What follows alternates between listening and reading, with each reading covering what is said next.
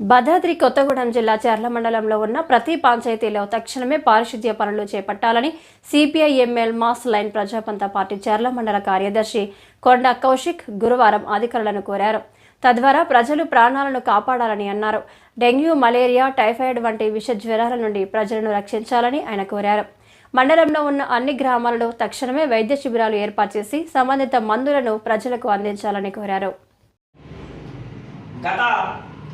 వారం 10 రోజుల నుంచి ఎడతెప్ప లేకుండా అతి భయంకరంగా పడుతున్నటువంటి వర్షం కారణంగా 26 పంచాయతీలో ఏ గ్రామంలో చూసుకున్నా సరే ఖచ్చితంగా సందు గొంతులలో ఎక్కడ చూసినా సరే మురికి గుంటలతోటి నీరు మొత్తం నిల్వ ఉన్నటువంటి పరిస్థితి ఈ రోజు ఇక్కడ కనిపిస్తూ ఉంది.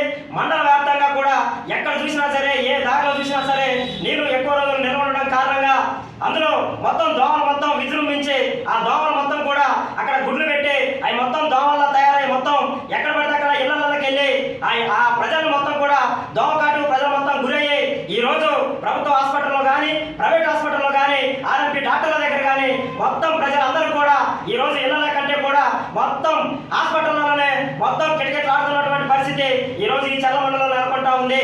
కాబట్టి సంబంధిత అధికారులకు నేను చెప్తా ఉన్నా, మీరు 26 గ్రామ పంచాయతీలలో ప్రతి గ్రామంలో కూడా మీరు పారిశుద్ధ పనుల్లో విఫలమైతా ఉన్నట్టు మాకు అనిపిస్తా ఉంది.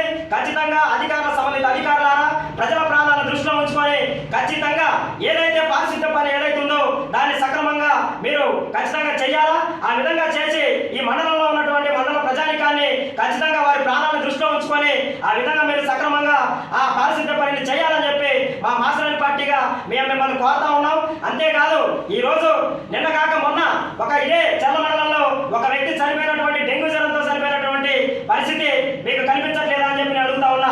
వర్షం పట్టదని చెప్పి లేదంటే ముసురు పడతా ఉందని చెప్పి దయచేసి రేపు చేస్తాం ఎల్లుండి చేస్తామని వాయిదా పడకుండా ఖచ్చితంగా పారిశుద్ధ్యం విషయంలో మీరు త్వరితగతిన చేయాలని చెప్పి ఆ విధంగా ప్రజల ప్రాణాలను దృష్టిలో ఉంచుకొని వైద్య అధికారులు కూడా మేము చెప్తా ఉన్నాం. మీరు ఖచ్చితంగా మండలంలో ఉన్నటువంటి గ్రామాలు ఎన్నైతే ఉన్నాయో ఆ ప్రతి గ్రామంలో కూడా వైద్యం ఏదైతే ఉచిత వైద్య శిబిరాలను ఏర్పాటు చేయాలా, ప్రజల్ని ఆ విధంగా అప్రమత్తం చేసి వారి ప్రాణాలను కాపాడాలని చెప్పి మా మాసలైన పార్టీగా మేము కోరుతా ఉన్నాం.